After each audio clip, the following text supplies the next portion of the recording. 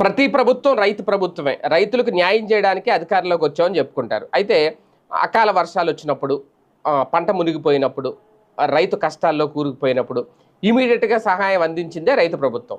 ఎప్పుడో మేము విచారణ చేస్తాం, కమిటీలేస్తాం, ఎంక్వైరీ చేస్తాం, ఎన్ని ఎకరాలు మునిగిపోయినాయో తేలుస్తాం, ఎవరికివ్వాలో ఇవన్నీ అంటే ఈ లోపల రైతు అక్కడ నష్టపోతాడు పూర్తిగా. రైతుల ఆత్మహత్యలు కూడా పెరిగిపోతాయి. అయితే ఇప్పుడు తాజాగా ఈ పంట నష్టానికి తక్షణ సాయం, పెట్టుబడి సాయం అందించాలి అంటూ కూటమి ప్రభుత్వం నిర్ణయం తీసుకుంది.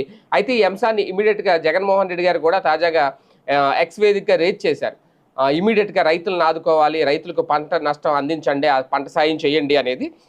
ఒక రకంగా మరి బాబు గారికి ఎక్కువగా ఈ మధ్యన ఏదైనా ఒక ఇష్యూ జగన్మోహన్ రెడ్డి ఎలా రేజ్ చేస్తున్నారంటే వెంటనే వాటిని సాల్వ్ చేస్తున్నారు. ఆ మధ్య మిర్చి రైతుకు ధర విషయంలో కానీ ఇలా కొన్ని కొన్ని అంశాల్లో, అలాగే ధాన్యానికి సంబంధించి ధర విషయంలో కానీ ఇలాగ రైతుల సమస్య ఏదైనా